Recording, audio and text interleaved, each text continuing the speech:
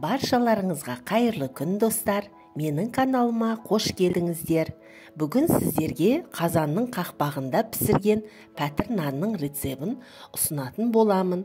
Ең алдымен бізге ұнды алдын ала електен өткізіп дайындап қоямыз.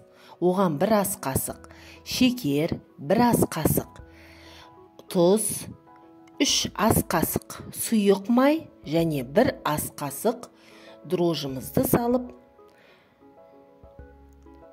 жылы суымызды құйып, жақсылап илеп, жұмсақ қамыр етіп шығарамыз. Енді бетін жауып, 1 сағатқа тындырып қоямыз. Міне біздің қамырымыз осылайша көтеріліп, әдемі болып ашыды. Енді оны алып, 2 бөлікке бөліп аламыз. Дәл осы құрамынан 2 нан шығады.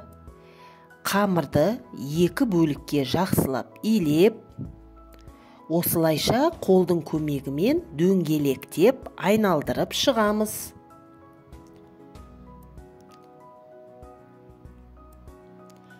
Қамырымызды шығарып қойдық.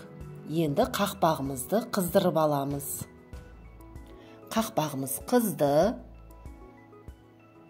Қамырымыздың артын осылайша жұмыртқаның ағы мен сарысын бөліп, қамырымыздың артына ақ жұмыртқамызды саламыз.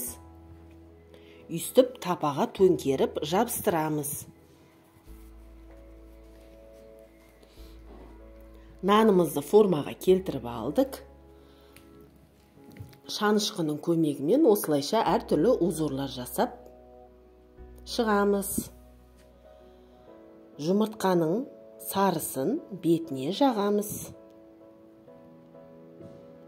Өздеріңіз қалауыңыз бойынша кунжут, болмаса қара кунжут, мак сепсеңіздер болады. Мен мак септім.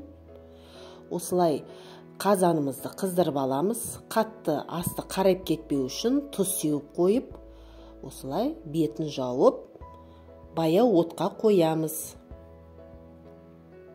Нанымыз пісті, өте жұмсақ, өте әдемі болып шығады. Кәдімгідей духовкада піскен нан сияқты.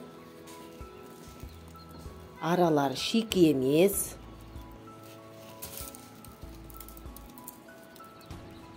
Жұмсақ болып шығады. Менің арнама тіркеліп, қоңыраушаны басып кетіңіздер. Сау болыңыздар.